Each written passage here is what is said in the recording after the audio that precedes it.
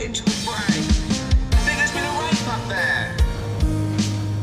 Seedy little men, seedy little jokes. You're a cock.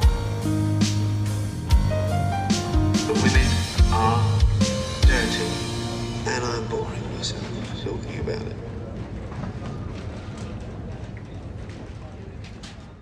I don't give shitty podcasts. If a good man comes to me and says, "Thank you, Danny, for the opportunity and continued support in the podcast-related arena, but I've done that, I want to better myself, I want to move on," then I can make that dream come true, aka for you. Brilliant. Okay, so welcome to the first edition of the Wernham Blogg Office podcast, dedicated to the UK edition of The Office. My name is James. With me we have Seth. I'm Seth, indeed. Jack. Hello. And Danny. Oh, you already heard from me. More from him later. More, We'll be hearing more from him later. more of those. So this is our first stab at a podcast. We're lifelong fans of the show, and we just wanted to really talk about it. I suppose have an excuse to talk about it. We do it all the time. We do it online. So I think one of the reasons we know each other quite well, and one of the reasons we talk about The Office so much, is because about 5 years ago we started a group on Facebook, the UK Office Greatest Quotes, and we realised that basically everybody else in the country likes to quote The Office as much as we do. Especially people of our age. Especially people that join a group devoted to quoting The Office. It's a given, isn't it? More They than do most, absolutely love it, yeah. That'll do it. So basically, we've now got like a fan base and a listenership. But I- it's literally a sin to waste. But, you know, they've seen us, they've seen all these funny guys doing these quotes, and they're saying, yeah, what else you got? We had a thought not long ago about basically doing a podcast and just seeing how that goes. So what we're going to do is we're going to talk about each episode one by one and just have Each episode of a podcast correlates to each episode of the show. Correct. Yes, that's right. We're going to start with the first episode, and I guess it's a critique, it's an analysis, it's a bit of a laugh. A bit of a laugh. Bit of a laugh. Let's not forget, it actually opened to mixed reviews.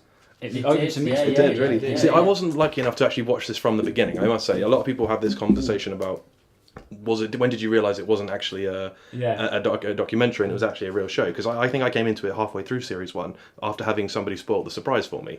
Yeah, So so did any of you you came guys- in knowing that it was... Right, yeah. Did any of you guys actually know that it was a comedy when you first saw it, or did you think it was...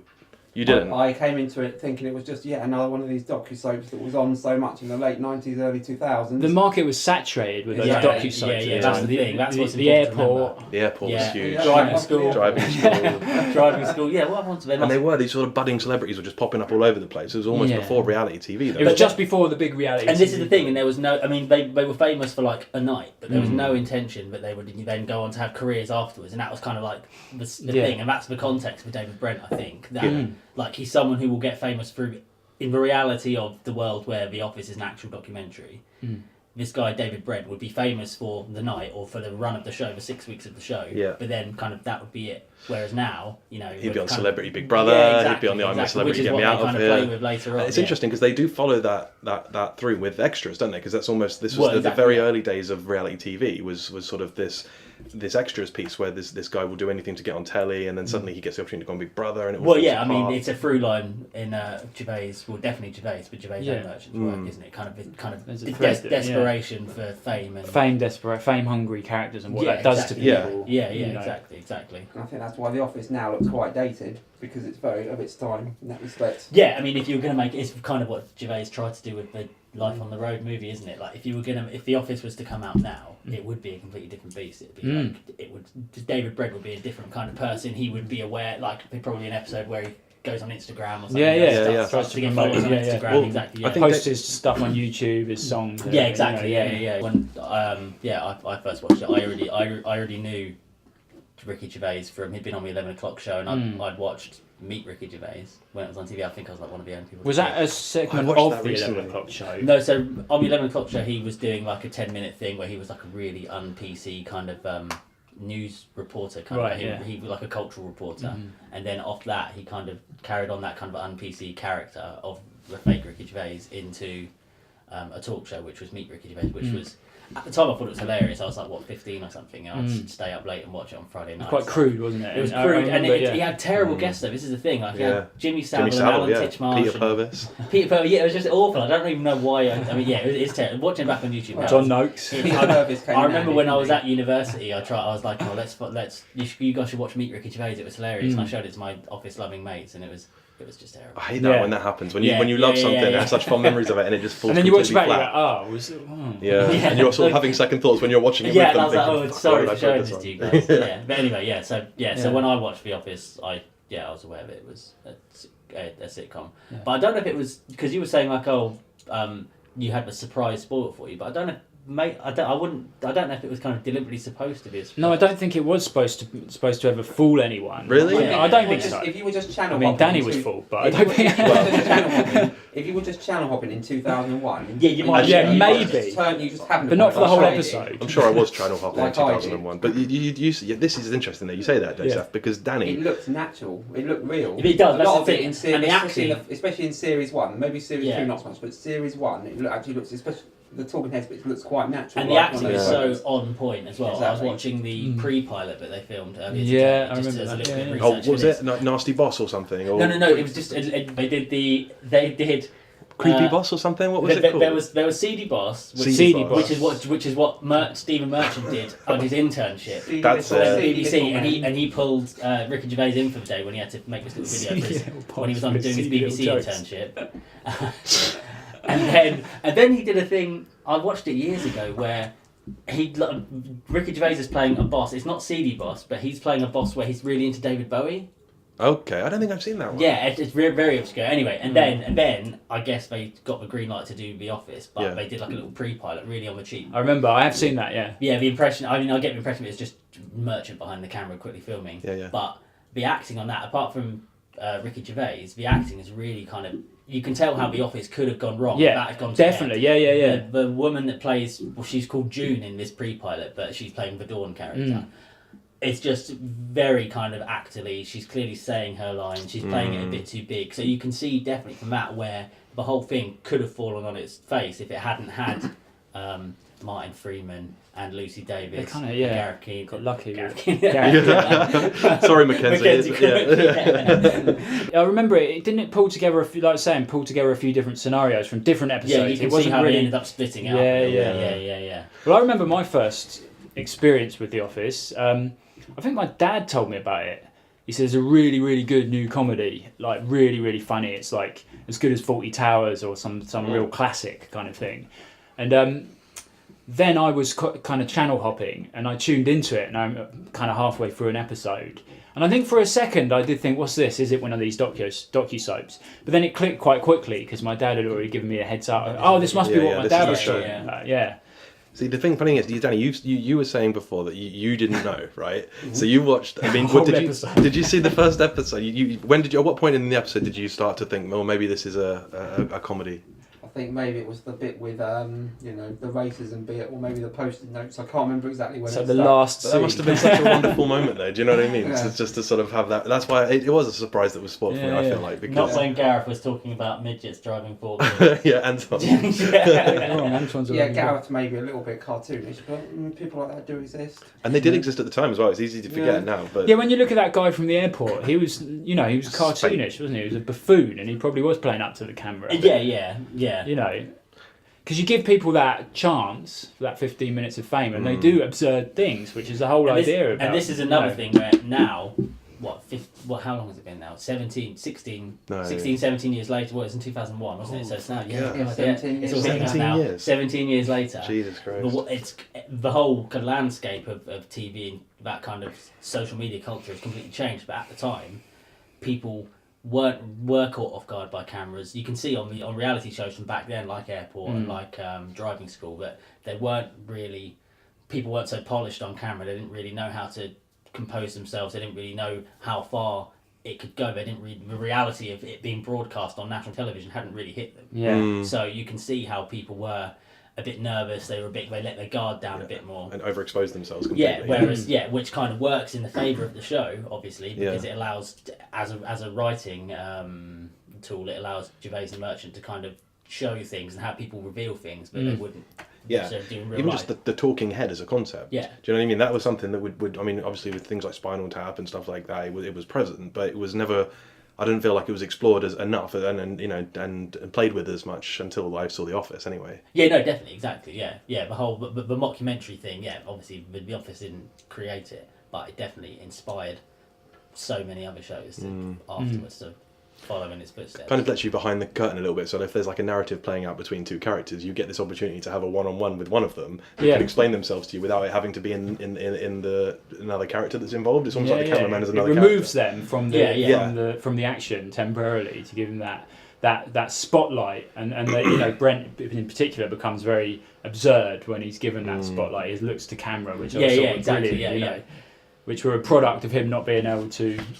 Well, yeah, precisely. Which is kind of point, you know, that's the other thing. Yeah. Which is brilliant, you know, and which is the genius of the show. Really, like how I mean, I know it was kind of it was at the birth of this whole reality TV moment, but if Gervais and Merchant hadn't kind of grabbed onto that and done like a spoof mockumentary like this, I think someone would have eventually, but it kind of it fit it perfectly. It's funny as well that it's never really it's not highlighted very often that it is a mockumentary. You never see any camera, any boom mic in the shot or anything like that. Yeah.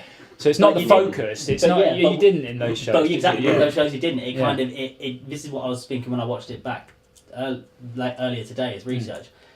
It kind of hits all of those, except for a couple of moments here and there, which I might bring up later. It hits all of those cliches like perfectly. It kind of fits the form of the reality TV show from 2001 perfectly. Like you could easily, as Danny did, get fooled into thinking it was real.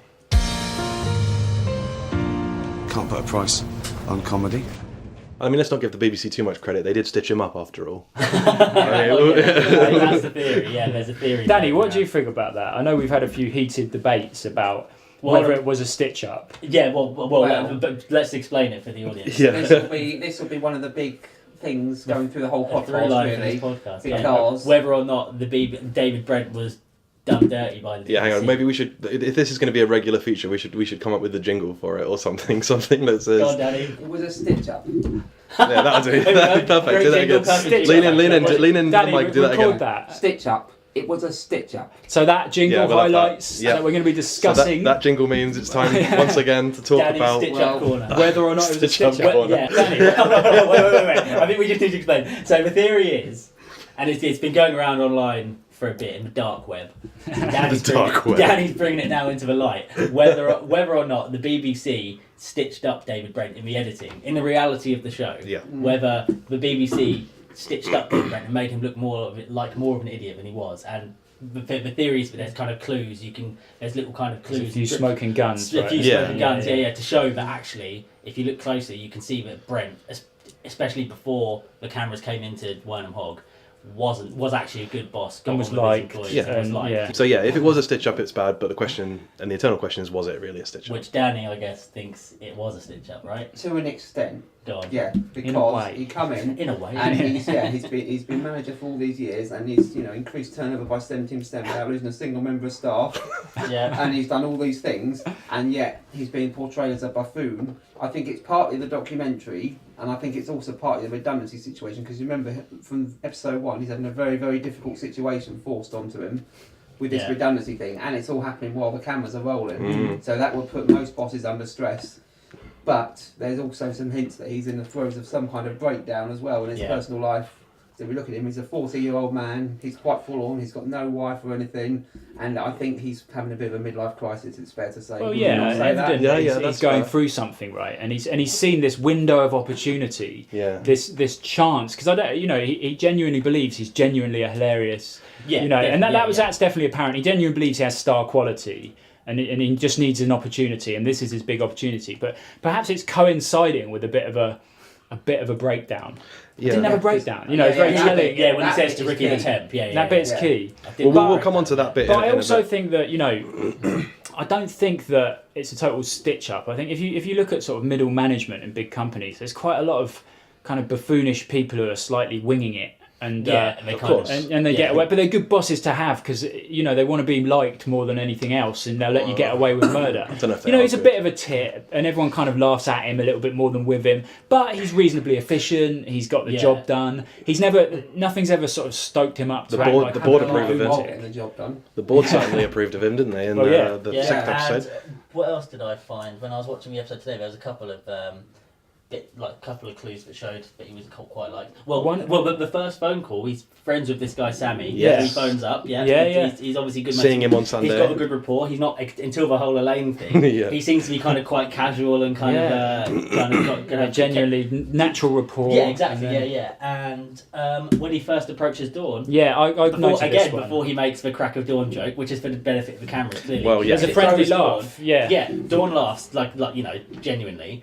And when he says the crack of dawn joke, it throws Dawn. Shocked. It's almost like this isn't the kind of So- joke that Brent normally makes. So that's why Yeah. I noticed a little thread running through the first episode with Dawn and Brent, and we mentioned it earlier, didn't we, James? That it's not. I don't think there was a pre-existing animosity, but that she's looking at him like, why are you acting like a bit of a prick? Yeah, because exactly, you're all precisely. right, really, and why are you making these crack of dawn jokes, and why are you why are you trying to show off and kind of... We compared it to like when you're at school and you're with your mate, and then this new kid comes along that you want to try and impress. And the easiest thing to do is to just turn on your mate. Turn on the do you know what I nearest mean? Just person. rip the piss out of your mate who's been there for you, and they're just left there standing with their hands up like, what the fuck and have you that's what just he done? is, and that's another through line in the whole of the show. But Brent is kind of like he's just an overgrown kid, isn't he? Yeah, absolutely. It's not with malice, I don't think, in any of this. I think it's more just to show off. There's no He's malice. just socially awkward. There's no basically- malice in Brent. It's almost But I like an think he's- experiment. If someone was to be left without, their only aim really was to make people laugh and be their friend. B, they know they're never going to get reprimanded for it because they're the boss. Yeah. Do you know what I mean? And discipline him.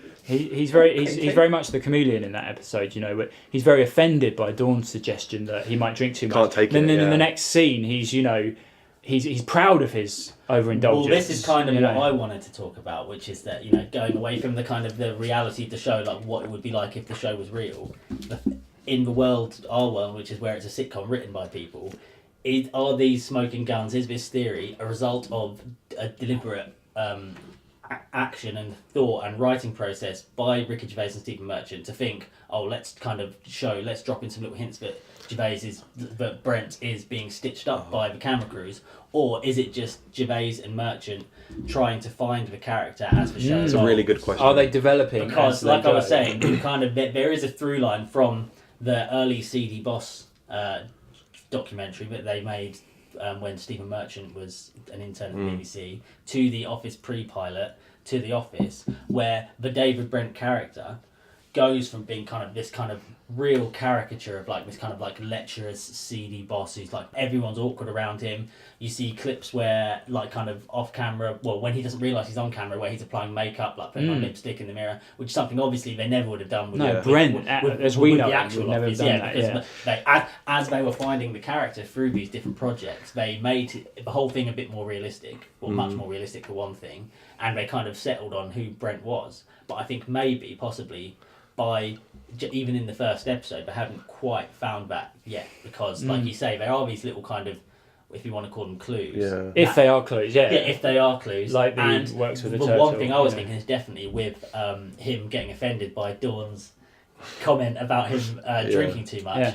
Would David Brent in episode 6, in the final episode of series 1, Yeah, that's true. had spoken like that to Dawn? Because I don't think he would have. No. I think later on, and I don't think that's because of the cameras being there. I think that's just Gervais and Merchant Developing the character. realising, we don't want Brent to be like this. But Brent is someone who would never ever really have a go at someone, especially not someone he likes like Dawn. It's interesting. I haven't really thought about it like that, about whether or not all these sort of clues, if you like, are deliberate, or if it's them finding the character. I suppose I'd love to think it was deliberate. Do you know what I mean? this is the thing. I'd love the I idea think that it was something that they You think planned it's the whole way deliberate, through. But knowing what I know about Ricky Gervais is that when he does It's a thin line, isn't it?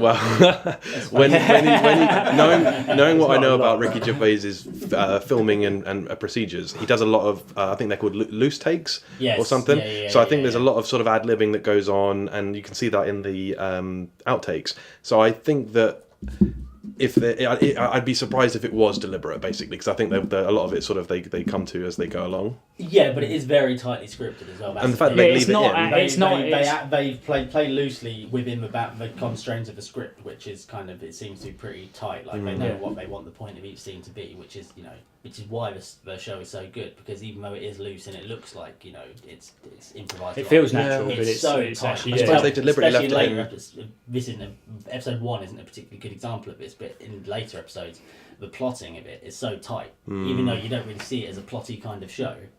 And with kind of big storylines and stuff, it is like things tie in together. Especially the is it episode 3 or is it even episode 2? Yeah, where the two subplots come together. They're Gareth Keenan investigating And the picture, yeah. They come together at the end where perfectly. It's so tightly plotted. But anyway, that's for the next episode. We might as well You got on with it, yeah. Right. So the first thing we see is David Brent sitting at his desk, spots the camera, and the infamous clicking pen before launching into what we think is a talking head, which is the I don't give shitty jobs. And we realise it's not actually a talking head. He's doing a sort of mock interview with some guy, forklift driver, is it, I guess? Yeah, he's a forklift driver, Jeff from Peep Show. Jeff from Peep Show, He was in the first scene. Yeah. And it's funny, James, because you mentioned the clicking pen there, and someone in the group, in our quotes group, had said that's their favourite quote from the episode. Not just one person. Yeah, just goes to show. Well, it's just one of Gervais's little kind of physical things he does, because not only he's quite good at that. Not only is it really well, the dialogue's great, but just his physical performance is brilliant. He's trying to put himself on the level with this kind of working class guy, that's it, isn't it? I can get you the job. The guy's a personal friend You're of mine. my friend, Yeah. And where he would never talk to Jennifer, for example. Or probably even Dawn. Or Dawn even. Okay, so then he gets the guy to go and write out a CV, and we jump straight to him explaining himself, saying he's been in the business for 12 years, as Danny, you mentioned earlier. Well, let's just backtrack quickly.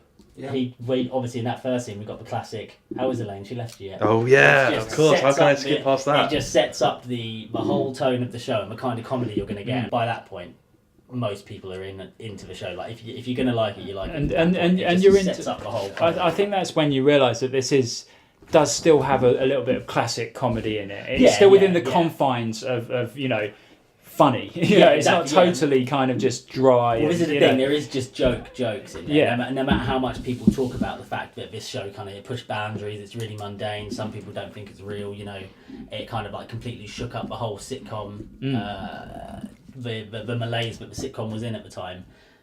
There's jokes in it, and it is funny. And they're laugh out loud jokes. Yeah, exactly. And they are classic. They're classic. They're classically set up 1, 2, 3, 8. In the spirit of Fawlty Towers or something like that, or a classic. Then it's not too far away from that. From that kind of thing. For the first person we meet, other than the guy doing the interview, is Dawn. And a lot of back and forth with her and Brent in this episode. It's interesting. We were talking about it earlier. It's almost There's like a lot of her and Brent, a sort of escalating spitefulness between the two of them. Do you know what I mean? And far more spite than either of those two characters ever show again. Well, he starts it really with the crack of Dawn crack. And then as we come on later in the episode, it just gets worse and worse to the point where she ends up crying her eyes out. Yeah, exactly. And where that bit where he says, "You're a bit." Do you think that's because he can't think of anything to say? No, he knows exactly. So hang on. Let's. Well, according to something I watched, Ricky Gervais was explaining that scene. He goes, like, "You're a bit, but I won't." And there was something that he was supposed to say there, but he forgot. He actually forgot. That's in the him moment, forgetting so his he lines. used it. That's him forgetting his lines. So Wow. he used But it I to also his think advantage. it works for the character. And then they left it in because That's amazing. Thought, watching it, he wants to say that Dawn's a bit chubby. That's the first. You're a bit fat. You're a little bit chubby. That's the first insult that comes to his head. That's exactly being what I the thought, misogynist. It's funny actually. I'm a massive fan of He's a the. misogynist. He's a bit misogynist. Yeah, of course he is. We'll come on to that. He said something else later on about he likes In this to episode, plants in the he is. office because the girls can get a bit. In this episode, he is, but I think in later episodes, I think he looks a little bit. You can tell when he's talking to the warehouse guys and they're being really. He's not like that. He looks a little bit It was the uncomfortable. 90s. It was light-hearted misogyny. It was the 90s. It was Chris Evans. It was Chris Evans. It was the Big Breakfast. It was a different time. Wait, what was it? This is context. The Office came out in a world where Big Breakfast. Well, because Danny was saying earlier there, is there a pre-existing resentment with Dawn and Brent, or is there something? Because sometimes you do feel like they're a bit charged in that episode, but then, or is it just she's almost a bit disappointed because someone she thought was all right is turned into a bit of a twat for the camera? Does she resent Brent the man or the boss? next. Leader next. Okay, that's that. Yeah, that's that. But I think she maybe does resent him a little bit with the post-it notes. Like if they had a good relationship up till that point, would he even have done the joke, or B, would she not have got it? So to me, that looks like he's trying to do a funny little joke for Ricky in front of the cameras, and it backfires. But for her to believe it, it doesn't quite sit right with me. That makes me think that maybe there's something going on between them in the Dawn's past. Almost they don't like each other. Dawn's almost like Brent's kind of punching bag a little bit, isn't she? Yeah, for sure. He kind of takes out his frustrations onto her, but then he also kind of like relies on her way more. I mean, he wouldn't have gone up to anyone else and said, "Found a little lump." No, yeah. He seeks out Dawn almost while she's having a little quiet. Again, hour. he just wants to be liked. Yeah. But he goes about it in the most ridiculous He's a man way. child and needs to be mothered, and Dawn is his mother, basically. Yeah, and he's just showing. And he takes it out just like kids do. They have a go at their mum and say, "Oh, I hate you, mummy, bitch." He kind of does that a little bit to Dawn. You see a lot more of it later with Dawn. I'm fed up, but that's another. Yeah, well, exactly. Yeah, that too. Yeah, well, let's not forget. Again, he goes to Dawn like a confidant. That's what it is. He wouldn't have gone to anyone else, right? Yeah. We then jump to a scene with Gareth and Tim. This is the first introduction to Gareth and Tim. And Gareth, if I remember rightly, walks in with the newspaper, clouts Tim on the back of the head, and he says, "Al, don't do that." Doesn't he say, "What's up?" That was he does, and then he says, "What's up?" But the wonderful thing about that very first sequence is I feel like you're almost tricked into thinking that of the two, Gareth is the dominant one in the relationship, and Tim's this sort of submissive, "Oh, don't do that." Yeah. And then we just realise that Gareth is an absolute muppet as he just goes on to explain his night with David. But Tim just wants to get on with his job and just keep his head down. Maybe to talk to Dawn and then just get out of the office, Of all the people not playing up to the camera, I always feel like Gareth is one I of don't those... think Gareth plays up to the camera. He's oblivious to it. That is Gareth. Yeah, I think there's one moment when he's picking his nose or something, and then the camera's on him and he realises and he just stops picking his nose and moves Tim's on. clearly playing up to camera as well, but in a different way. He's just like not trying to in despair to the camera. He's saying, Tim's like, "Look, this is what I have to put up." Yeah, exactly. The camera is his. Yeah, the camera is his kind of like it's that fourth wall thing. It's his saviour. Yeah, it's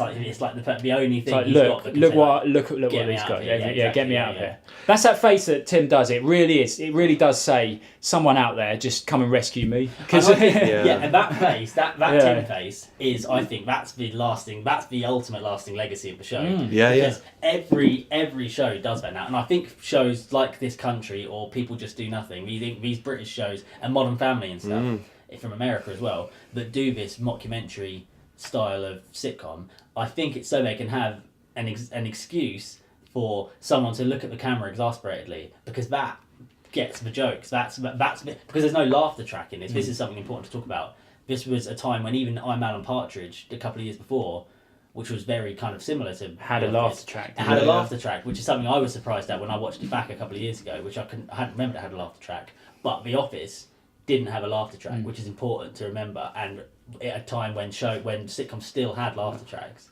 and so the only time it kind of gives you away when you're supposed to laugh, or gives the audience a little bit of an in to kind of it's Tim looking at the camera. It establishes Tim as like us in there, the man on the inside. That's it, exactly. That's what it is, you're supposed to be Tim in all of these scenarios. You put yourself in the role of Tim, the long-suffering. At this point, he has the talking head where he says he's talking about his job, and he goes, "And I'm boring myself." I'm boring myself talking about it. I think that's his introduction, the introduction to Tim. And then we should, again, like we said, snappy writing, sitcom tropes where it's just like establish the character straight away. So we just know, and Tim just that's all we're doing at this point. This is why this is the genius of doing the mockumentary, where Tim can just say straight to the camera, "I'm boring myself just talking." So we know, okay, this guy wants out of this. Yeah.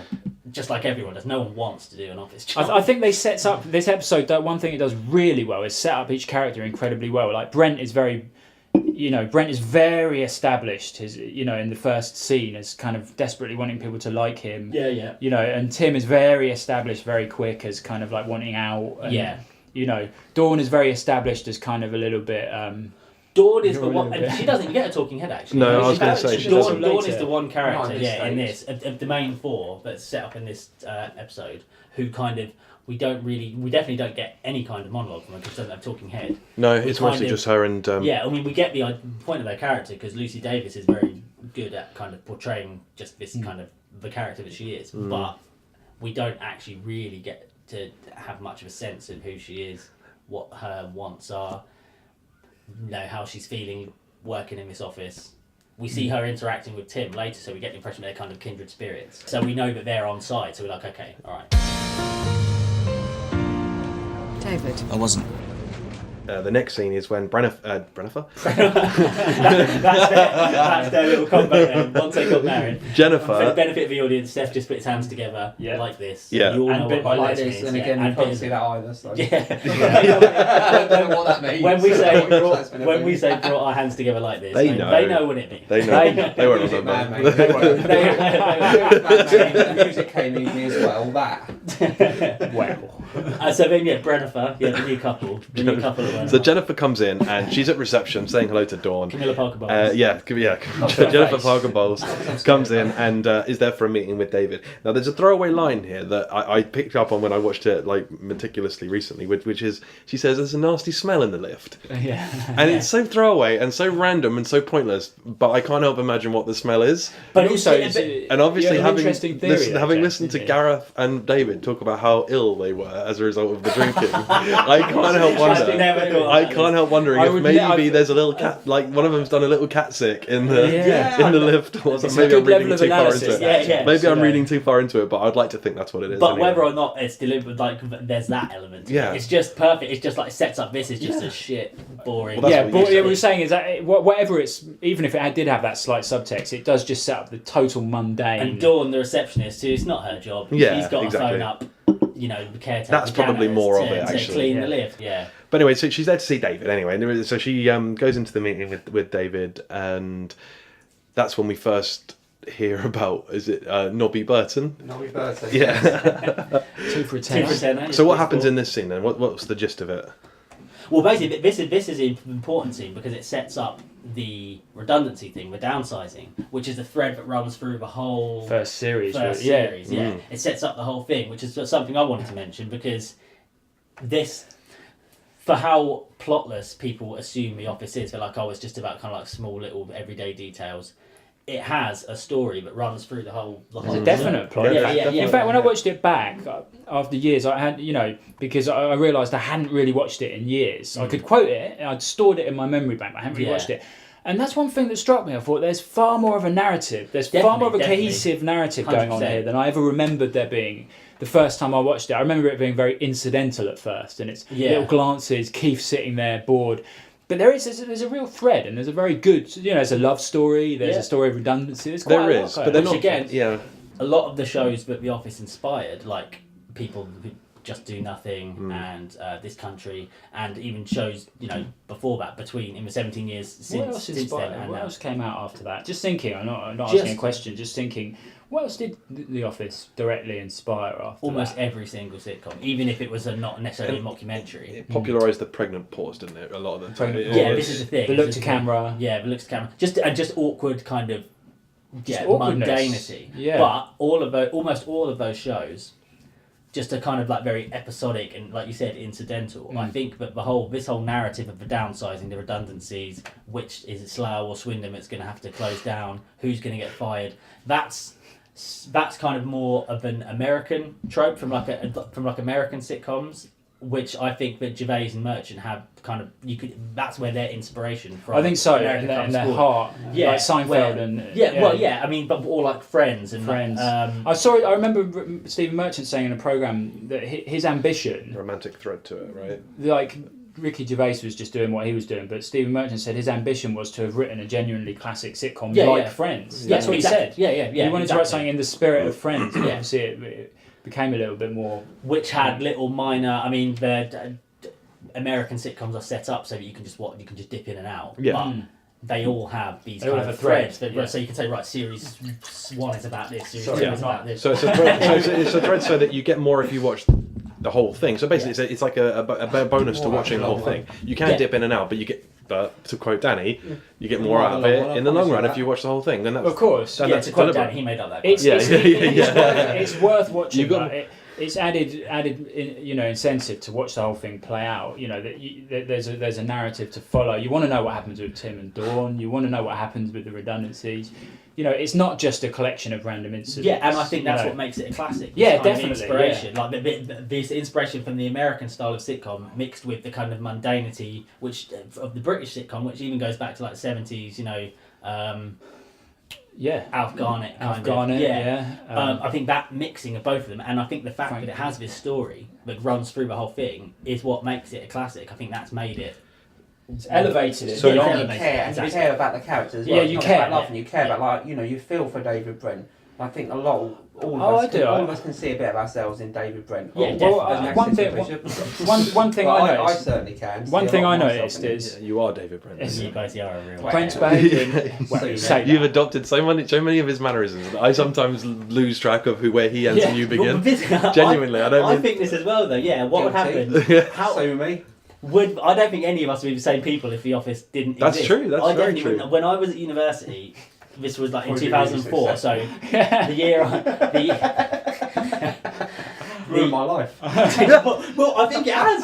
This is what I was going to get onto. I think it has. It's made me like. What's what I was going to say? I wouldn't be sitting here, that's for sure. I'd probably be in my family you or can't something. take work seriously. Work is just I bet, a joke to me. I bet it's made you act deliberately awkward, so people think you are awkward. That's definitely what happened to me when I was at university, which is the year I started in 2004, so the year after the Christmas specials went out, and so like there wasn't that much of there hadn't been that much distance from the show, but.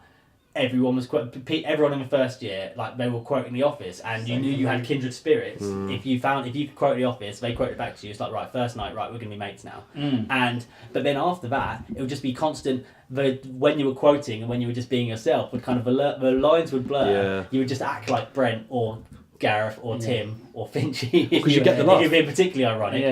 To try and get a laugh. But then you would just do it and you wouldn't get a laugh because that's just how you were acting. But you would find it funny. And suddenly people think that's how the you laughs are. would fade. Everyone's just suddenly acting like and David you're just left Brent. like David Brent. And Ed's just suddenly just in the kitchen at uni in halls, and there's 5 David Brents just chatting, unironically. And I think that, and now it's 15 years later, and I still think I'm that way. And who's had the laugh now? Yeah, really? exactly. I think So anyway, that. continuing the conversation about the Brent and Jennifer meeting. Yeah. Remember that? That's what we were talking. He called this meeting. Now this really sets up the rest of the episode for me because this is basically putting it out there to say you've got 2 choices now, David. You've got the professional choice to be the boss, or you can try and be everybody's friend. Yeah. And that is the decision that haunts him for the rest of this episode, I think. And actually for the rest of the series. Yeah. For series 1, that is that there's that dilemma in him that he does want to be popular. And the rest of the whole He show, wants the to be consequences carry on to series. But he's got this difficult situation. Yeah.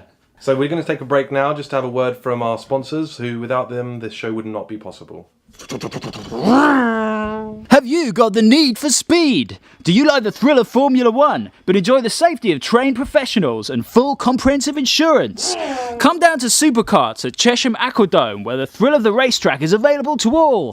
From beginners and minors to full-blown thrill seekers, we cater to all needs. Available for parties and private bookings. Practice with us and you could be the best in the country. No professionals. Next bit is the Ricky introduction. Yeah, so this is another.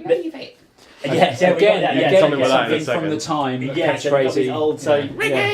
So I think if kids did start watching if like teenagers, people that were our age at the time, start watching it now, some of these cultural references are probably just throw them. EastEnders, Billy Bass, Mr. Wazzo in another episode. Is it Mr. Wazzo? Or That's this episode. And people of our age, like what, early 30s now? 30s? Yeah. In our 30s.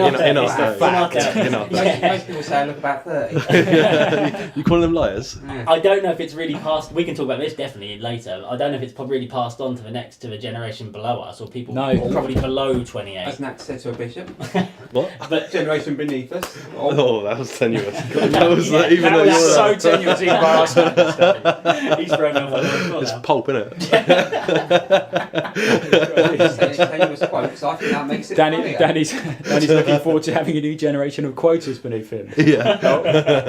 But there's people of our age who are just obsessed with The Office. It's I think it's, even though we were only 15 when it started, it was probably aimed at like 15, mid-20s. It's people of our age, I think, but it's really hit. Well, it's what you grow up with, isn't it, as well? I think the generation above us, what would have been the cult TV show before The Office from the generation before us? Maybe Young Ones, Bottom, Young Ones, Blackadder, that kind of stuff?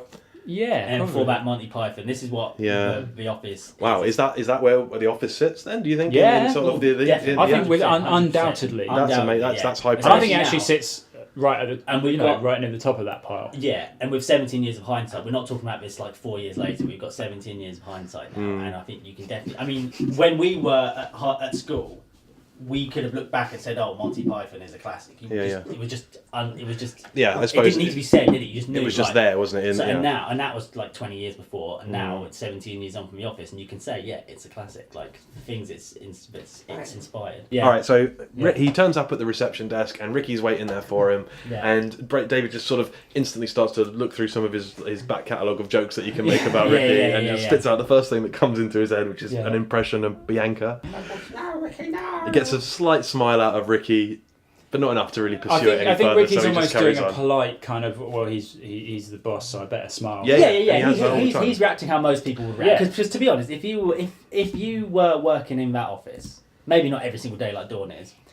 If you were Ricky and you come in for that one day and that boss was acting like that, you'd kind of laugh to yourself, wouldn't you? Yeah. You wouldn't Yeah. think, right, I'm going to be stoned. Also, Yeah, I quite like what's Brent, Dawn actually. probably Yeah. just said to him as well? So Dawn said, "You're going to meet David in a minute. Yeah, what she said. You probably because- best laugh at what he says." Do you know what I then- mean, or yeah, something yeah. like that? I think Just- you would have laughed anyway. Like, yeah, if But any of us she- went into that yeah. office for one day, you'd laugh at Brent. So have a right she laugh introduces at him to Ricky, and Ricky tries to make a joke of his own and says the infamous line, "She told you you're mad. She told me you had a nervous breakdown." But the way I see it, Brent's so defensive in that scene that he either has had some sort of time off due to. You actually think he's had a Yes. nervous breakdown? Or You think there's that's Yeah, there's a yeah, he is, rumor. he is. There's a Yeah, rumor. yeah. Possibly Drinking a linked- bit too possibly much. linked to drinking because he Yeah. gets so sensitive about drinking Oh my and God. about the breakdown. I'd Do you know never what I even mean? thought of that. Really. Had you not thought He's, maybe the that? two No, points that he's defensive are on Yeah. his drinking a bit at lunchtime because drinking out with your mates on a night out, just the 8 pints for me last night, is But even acceptable it's a work within the night. parameter of lad culture. It's a work Whereas night, drinking though. at every lunchtime is like, Yeah, but that are you an might have been a alcoholic joke. who's had a breakdown? I think we're supposed to, as an audience, think that yes, He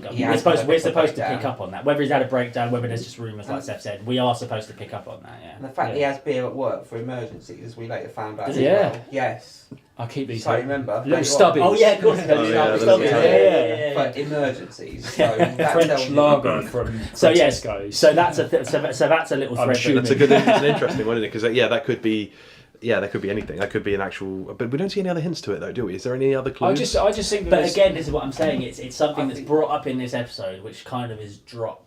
It's Once dropped, they start yeah. to bring in more of the other characters, and and Gervais and Merchant get more interested in other things that are happening and the little. when they put a bit more meat on the bone, it's Yeah, like that and the- naturally got phased Yeah, out. and so we get that, and then we also get, I think, around this point in the episode as well, we kind of just get a couple of kind of vignette kind of sketches with Gareth and Tim, just to show kind of their characters. Yeah. Stapler and the Jelly. Stapler and the Jelly is that is a obviously classic. Uh, Stapler staple. and the jelly. of The And the hole staple. puncher. it's a staple of the Office. Yeah, Is it the hole puncher. Oh no, Yeah. that is the stapler, isn't it? Yeah, he puts this. It's, Stapler and the Jelly. And then no, but then is it the hole puncher out the window? I thought it was the same stapler. That stapler. So is- we kind of we just get no, to 'cause learn. he says he's borrowed his hole punch again. Oh, I think it was a stapler. Stapler and the Jelly, hole puncher out the window. I can't definitely. remember. Stapler and Jelly hole punch out window. Yeah, yeah, and Definitely. Full inquiry. We'll have a full inquiry after this. But it's- What if it killed someone?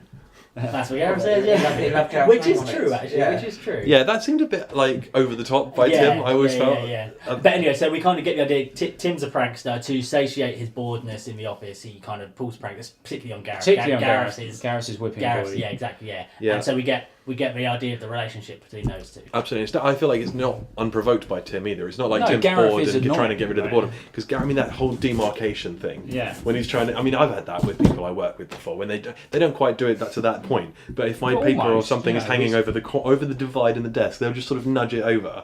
And I kind of think you must be doing that to wind me up. There's also- no way that's not.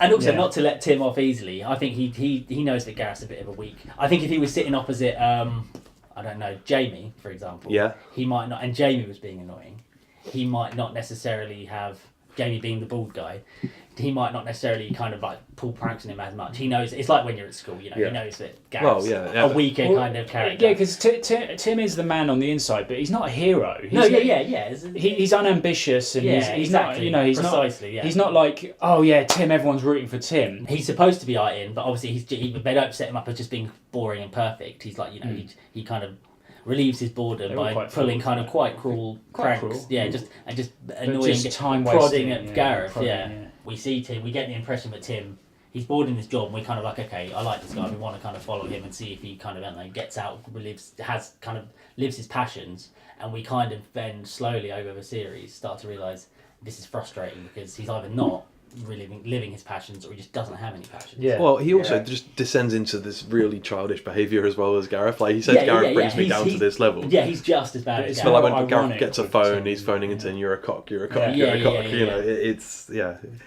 Which is, I mean, it's great. I mean, it's not criticism at all. No, of course, I love that. It's a great, well-rounded character, and Martin Freeman plays him absolutely brilliantly.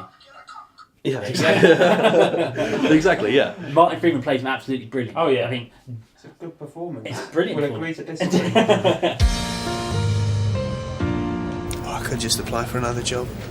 So yeah, the next bit is the big meeting with everybody when the rumour mill's been going. Everybody's been talking about redundancies, and now Brent is holding a meeting to try and put that to bed and reassure everybody. Ironically, And we actually get a good glimpse here of Brent being a good boss, I would say.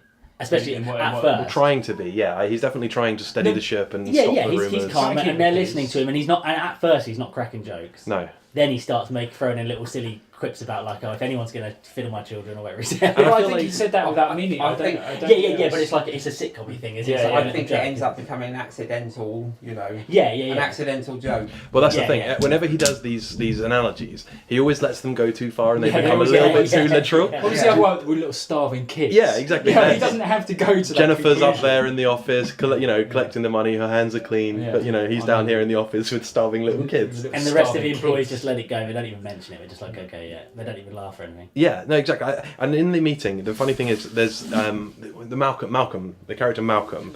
I feel like he knows Brent very well, and he goads him a little bit because when Yeah. he says, Jennifer's seen it to put an ultimatum on me.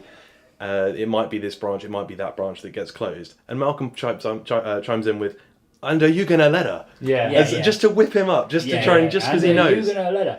I always think Malcolm's been there for years alongside Brent, and Yeah. maybe Malcolm's been there longer than Brent, and Yeah, always I thought think he was a so. bit of a Yeah. tit, you know, Yeah. and Absolutely. not unprofessional and too much of a chilled out entertainer. Because in the next basically. breath, Malcolm says it might be out of your hands. Yeah. So he just sets him up, because he knows he's going to bite, and then he just turns around and just cuts him down again afterwards. It's a little bit calculated for Malcolm's a him. twat. I I, think. Yeah, I, Malcolm I, is I do twat. not like Malcolm at No, all. yeah. I'm glad he doesn't come back in series 2. I think we can all let's go on the I record. don't and- have time for him. Let's go on the record and say go on the Malcolm is not our friend. Yeah, Malcolm this Kojak. we are an anti-Malcolm. It's nothing against nothing against Robin Hooper, who plays Yeah, it sorry, very Rob, well. if you're out there, mate. Robin Sorry. Hooper, I'm glad your career died. I'm glad you didn't come back and you've done nothing since. Robin Hooper, get out.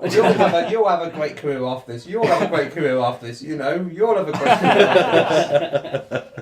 this. Yeah, sorry, Robin, if you're listening. Yeah.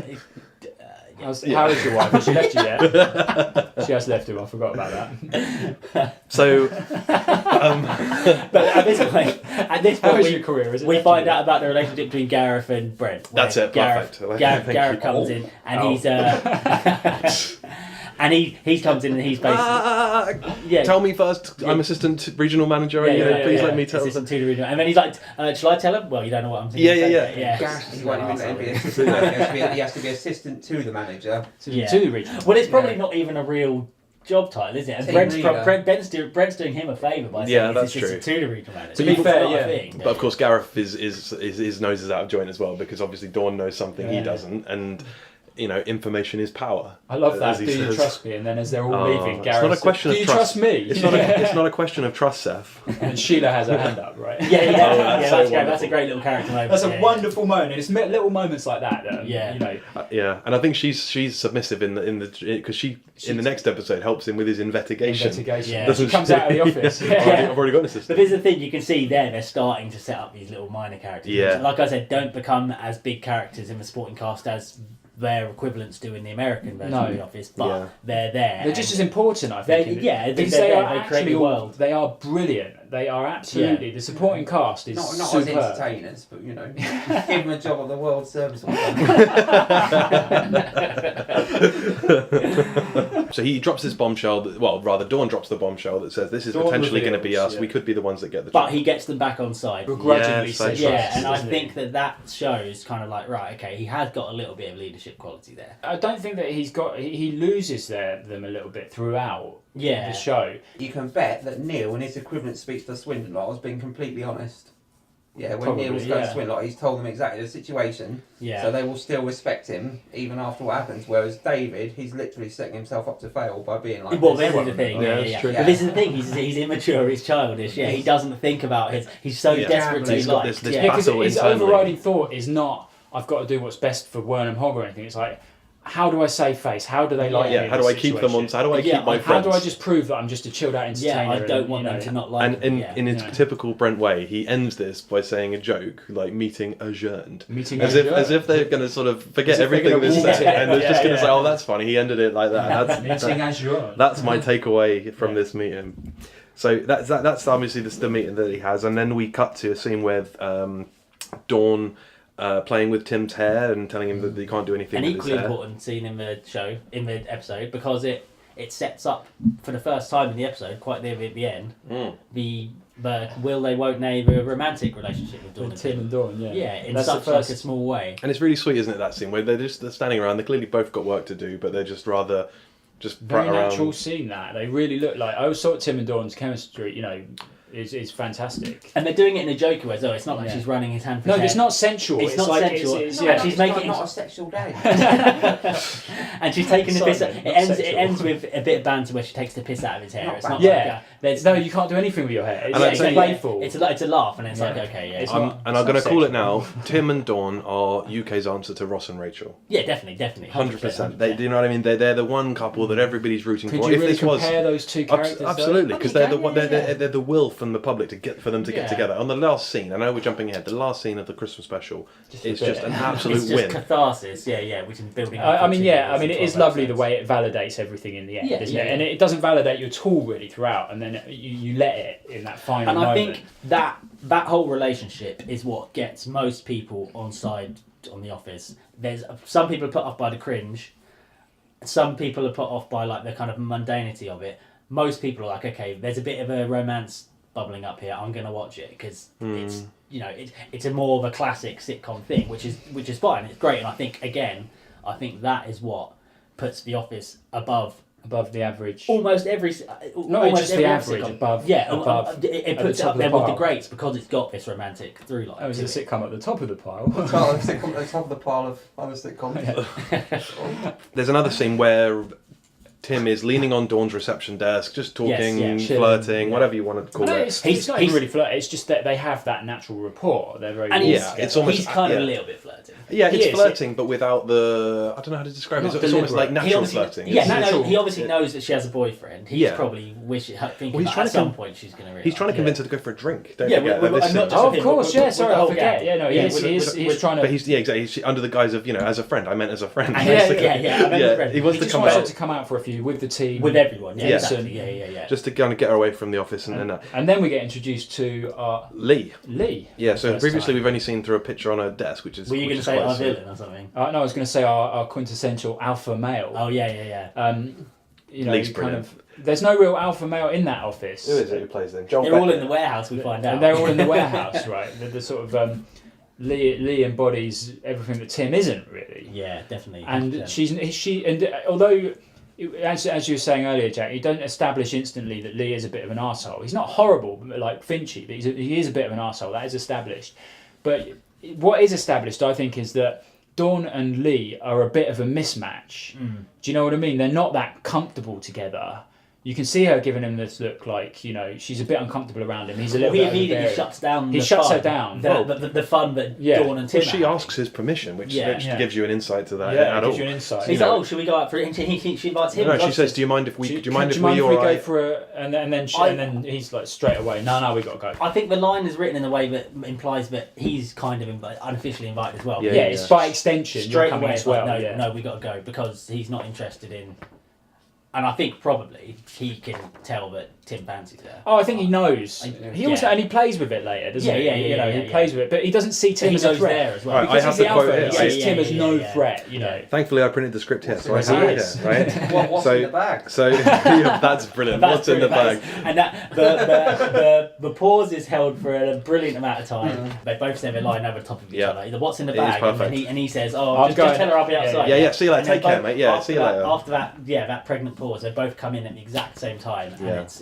perfect. It's absolutely spot on. I think the guy Joel Becker, I think he's perfect for Lee. I think because he's an alpha, right? He's the embodiment of the alpha male. He's in He is, charge. yeah. So Tim's just like, fuck off, you know, Weasley little, you know. That's how he sees Tim. Whereas actually, legitimately, What would he Tim rather is, you know, the subject of Dawn's true affection. And Really, like you said, he doesn't see Tim as a threat At all, and that's yeah. because he doesn't see them playing with each other's hair. because he's just dominant. So he's only He's just seeing. completely oblivious to, Yeah. to the side of Dawn that He comes would out he would never when she's imagine that around Tim. Dawn would actually. Yeah, like exactly. Tim. Yeah.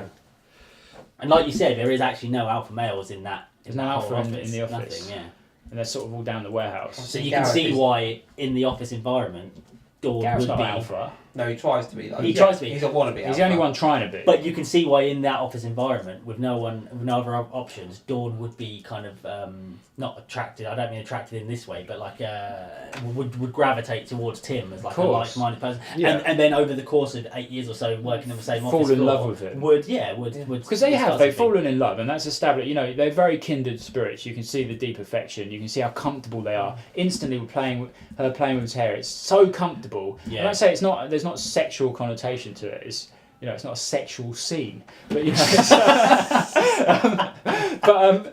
but there is just a warmth to the way they well, interact. that's what it is, and that's what, like I said, I think that relationship is what sets The Office as a show above what people assume, or what a lot of people assume it is, and just what it gets written off as just mundane cringe humour. And it's got a humanity to it. It's and got that's heart. very it's got British heart, as well, yeah. isn't it? This sort of unspoken chemistry that Yeah, goes on. If yeah. it was an American show, which obviously it later is, they come out in a much more dramatic way. Where Yeah, and I think in like the first Yeah, episode, you know what I doesn't mean? Pam And say, "Oh, I really like it"? yeah, but It's just, you don't need that in this. It's quite established that there's a lot of British culture and British sort of ways of dealing with things and mannerisms in there. I mean, I've shown The Office to some Spanish friends of mine, and they do not get it No, because they would just say they would. Yeah, exactly.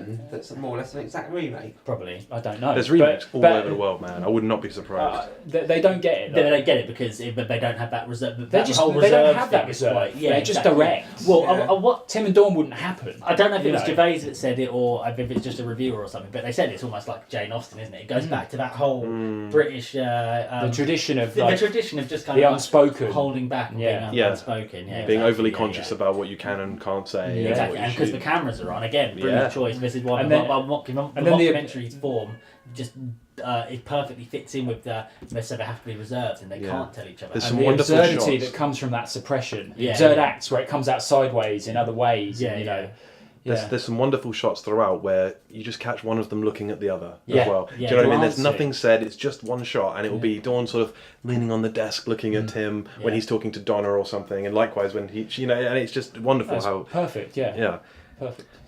perfect for me, Perfect. perfect. So we've got the crescendo of this back and forth with with David Brent and Dawn, where basically he brings her in. The big punchline. Of Yeah. this, Yeah, the episode, big punchline with a gut punchline, really, where he brings Dawn in, and it's all for Ricky's benefit.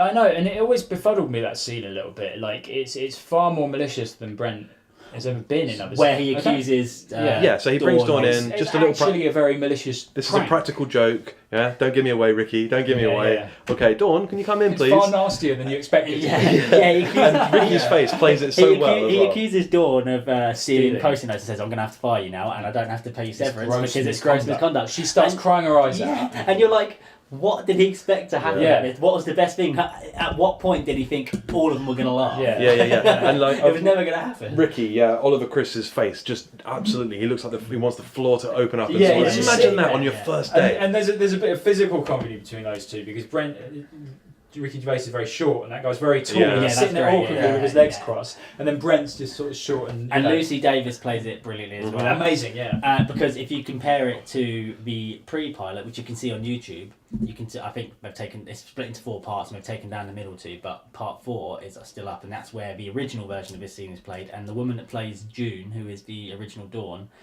gets kind of angry and like really plays it really big. Yeah. Like she sobs kind of like really kind of hysterically, whereas Lucy Davis, she knows the cameras are on. Dawn, she knows the cameras are on. She kind of like she's just quietly, trying to cover her face. Yeah, it's very well played by her. And then of course he tells her it was a joke Yeah. in a really sheepish way. Yeah, He like basically, when you "Oh, it's a like joke we were doing like there." when you're at school That and line- you accidentally upset a girl and you've got a That line, sorry. good girl. Yeah. Well, she's So crying. have you gone there It though gets when me you every when you've time. made a joke and you've maybe gone too far and you have to get out of it and you must do you know what I mean? Well, it's especially with when you're a kid and it happens with girls. Like Yeah, you and you upset make a girl someone cry. and your teacher or your parents go, "You've upset her now," and you're like, "I'm sorry." And Like, then- you're Yeah, really absolutely. sheepish. Yeah, it's pathetic, isn't it? And he just sits there looking at his bit of paper going, yeah, you should probably do that later. Yeah. Yeah. Yeah, and he can't even look That's him in like the eye. that He is can't almost even like look him in the eye. Basil Fawlty Like nothing's happened.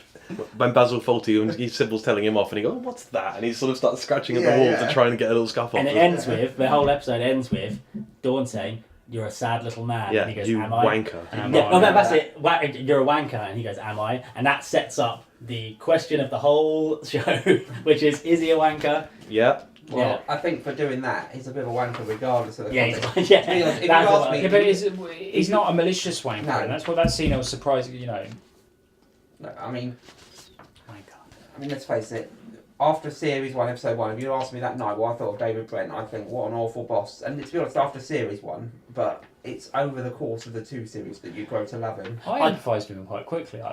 I can see that how after, just again because it's been so long since I've only seen this one episode. It's been 17 years since I had no other context.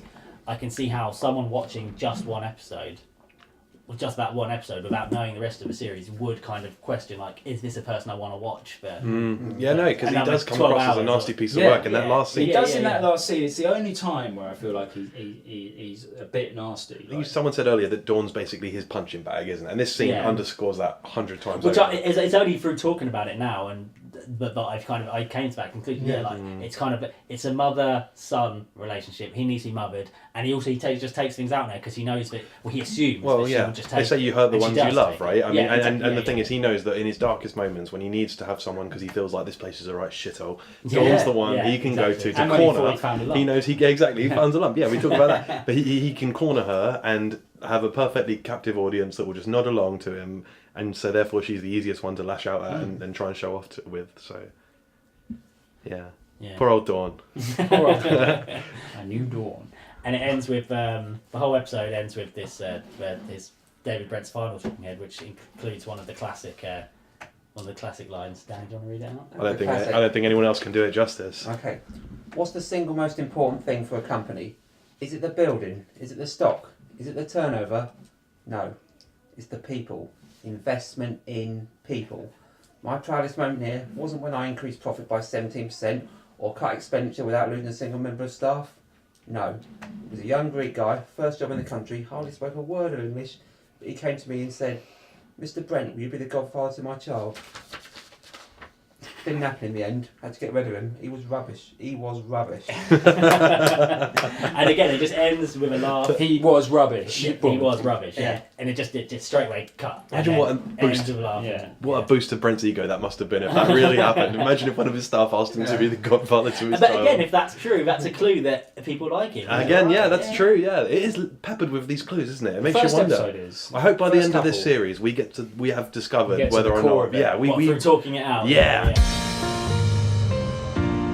I haven't had a nervous breakdown. A little bit of fun now. So yeah, we're having a laugh. We work hard, we play hard. Play too bloody hard sometimes. Partly down to me. So, I've prepared 9 questions relating to Series 1, Episode 1 of The Office. They're ridiculously easy and everyone's going to get them straight away because we're all complete geeks, but you never know. play at home. For play some alone. of you playing at home, it might be a little bit more difficult. So, first of all, I'm going to go around everyone because everyone's got a buzzer that is a quote. So, James, what's your buzzer? Cancer with them old testicles. Yeah, see, he's laughing. Very good. And he's listened to it before. So that's the kind of joke we're looking at. And Seth, All right, yours? so that's mine. Yep. Yeah. And Jack, yours? Into the fray. Very good. Mine's Right. longer than you guys. You but guys. it's- So, okay, so whoever buzzes in first gets the answer, right? We're gonna, So Alright, now, so you right, have to call it though. It's up to you because Yeah. they're all going to go off at the same time. Question number 1. What is Tim reading when David Brent walks in to talk about his drunken night out? the dictionary. Yes, what dictionary? Collins English Dictionary. The Collins Gem French to English Dictionary, correct. No way. Why is he reading a French to English I dictionary? never would have got that. He was. Really? All I right. knew it was Collins, So but you need Yeah. to keep score here. so is that a 1 point for Seth? Indeed. Yes, it is. Right, number 2 is what does David Brent send the girls out to get to cheer them up? Flowers. Oh, no. testicles. James. Plants. Plants, Oh yes. fucking hell! It is plants, isn't it? Yes. Flowers are technically Oh. plants, but Well, yeah. Yeah, but Where's your specifically. cut-off? Okay, number 3. Now, this is a challenging one. I'm going to give it to whoever gets nearest. So, what was the date of the original transmission of the office? What date? Can someone give me an exact date? Cancer with them testicles. Oh, I heard mine Jack. was louder, but I think Jack. Yeah, I Jack think- I went think- first. I think- I accidentally pressed it twice. I think Jack got. Okay, Jack, can you give me a date? September the 12th, 2001. It was not the day after the Twin Towers. You got the year right. Can I say? I think it was October the 6th. So whoever's closest, right? Right, so whoever's closest. Well, So I would say, hang on. You have to I'm press your gonna buzzer. say- Press it. what? Okay. Why? Okay. Because it's Oh my god. you've got a huge I'm advantage gonna, now. I'm gonna say, I'm not actually. I'm gonna say, I'm just gonna go with my birthday, February 22nd, Well, 2001. Jack will actually win it because the actual date was July the 9th, 2001. Oh, was it that early? Okay. Yeah. I thought it was So a. So September the 12th 1-1. wasn't. It it was wasn't a the day summer. after. It was a summer show. Yeah, it was. Well, yeah, July. Score's Summer. currently at Yeah, 1 yeah, all. yeah. You know, that's what I'm saying. I'm He's surprised. agreeing. Yeah. Yeah, yeah. I had quite low viewing figures at first for that reason, but it was repeated in. Yeah. I didn't watch Well, it. I didn't watch Picked it up when it more first came votes and out. repeated. Yeah, it got it. I think I It watched built this. up. It built up an audience. I think I watched that second run. Especially when it came out on DVD, yeah, and then repeats before Series 2. Yeah, exactly. So then it was Series 2 that it really capitalised. Bloody Is repeats. this recording? That should Bloody be. repeats. That's normally flash. A few didn't catch it originally. Okay, number 4. This is quite difficult. This is a 2-part I thought question. you said these were really easy. Well, Yeah, for geeks. Right, this is a 2-parter. This one, so 2 points for whoever gets this. What is Gareth's car worth before and after doing it up? Oh, yeah. These are good testicles. Testicles. Okay, I heard cancel the testicles first. So what is it, James? £1,200 to start with, Yeah, and £3,000 afterwards. correct. Oh. 2 points. Is that both points correct? Yes. 2 points. These are actually good questions. I Yeah, thought, yeah, I thought I'd be all over this. No, no, Yeah. yeah. Very thought provoking, Dave. Question number You will 5. never beat me. Okay. You will not win. Okay, now this is easy and we've discussed it. Well, no, it's hard actually, but we discussed it, so you should all get it. Okay, when Ricky's walking around with David, what does he comment that he managed to get? What? What? When Well, I don't know. I don't Oh, understand. no, he means in his degree. He means in his degree. Oh. He managed to scrape it first. I gave it to him. I'll give it to him, even though James just basically told you the answer by mentioning his degree. Fuck's sake. Oh, that completely threw me. I was like, That's Ricky. not my fault. I was like, is Rick, it? Yeah, yeah. I was No, like, it's Ricky my Gervais fault. walking around. I'm just very- giving him a sporting chance because I'm leading ahead. I'm, absolutely pissing on you. Whatever. How many questions left, Danny? Can I There's actually only- get pulled this back? There's only 4 more questions. There's 4 more questions Okay, out I of can 9. still pull this back. Come on. Give Number me 3 6. and one more if you need it. You've got the date one, to be fair. Number Oh yeah, I 6. did, didn't I? Yeah. What is Dawn reading when Brent walks in to discuss testicular cancer? Testicles. When This Brent- one's the loudest. Literally, you actually finished the question. He said, "What does he read when Brent walks in to discuss cancer of the old testicles?" But his is the loudest. Oh god, Yeah, but god. what- All right. We're all gonna It get was it. Ben I'm on concerned. popcorn. Yeah, Yeah, it was. Yeah. Everyone- That's another point for me. Okay, number 7. What is the name of the guy who Brent thinks does the best Ali G impression? Into the fray. I think I heard Into the Fray then. Sanj. Sanj. Very good. Again, that's easy. A quick score update. James is flying with 4. Whatever. Jack and Seth are both on 2. You got any more questions after this, Dan? Just 2 more. Are these Any all going to be more about after The Office, Danny? Oh, there's one about Suez Canal in a minute. Okay, number 8. How many post-it notes does Brent accuse Dawn of stealing? At what price? Wasn't it 100 post notes at 1,000? No. No, 1,000 post notes. £1,000 a post-it £1,000, note? but no, yeah. Yeah, wait. No. Yeah, 1,000. 1,000 post-it notes. Oh, and now I remember that. At what price? And what price per post-it note? 26p, isn't it? No. 12p. 12p. Yeah. 12p. Okay, you can have half. Yeah. That was a bit of a cock up there. Yeah. You had a cock. Half. Yeah. Okay, so number 9. What does David Brent suggest as the possible 3 most important things before deciding it's actually the people? Is it the? Is that from this episode? Yeah. Yes, it is. Oh God. What's the most important thing to a company? Is it the? Yeah, there's 3 things. Yeah. And I want, yeah. Is it the? I mean, what? 1 Counts point. with them all testicles. 2 So points if you we've can got- get all 3 of them. All right. Hang on. So One of you only I'll get give you 2. two. let me say it out loud anyway. So, what's the most important thing to a company? Is it the turnover? Mm? Is it the office No. building? No. Oh, fuck! Oh, I don't you know only one. have 3 guesses. All right, I fucked it. Okay, you can get 1 point for that then. Okay, and for another point, can anyone give me the last one? So, we've had the building turnover, and the third thing, Is it the profits? not all about profits. Sounds like management Beware speak. of false profits. Accountability? No, that doesn't make sense, does it? The No. stock. The stock. The building, the Oh. turnover, the stock. This is scary, Danny. Don't ask any questions in I think stock. Jack should lose half a point for that answer. Yeah. Accountability. Imagine who was the accountability. So James has won by a flying margin. So James wins this podcast. That's Well, I win the James quiz. That's the real quiz. That's the real quiz. But the real winners, I The think, it's all of audience. us. Well, hopefully it will be the people that download this and listen to this. I mean, with cards on the table, guys, we are just fans of the show. This is our first time we've ever tried to do a podcast, so it might not be very good. It might be something that you quite enjoy listening to, but I we're think we going should believe in our podcast. I do, Yeah, I do, our podcast. but to be honest- Listen to it before you start slagging it off. Hey, all I'm saying is I'm just sort of laying the foundations for a quick exit if it's really Laying shit. foundations with disappointment. Much like the real Office, It picks up. it'll pick up. Yeah.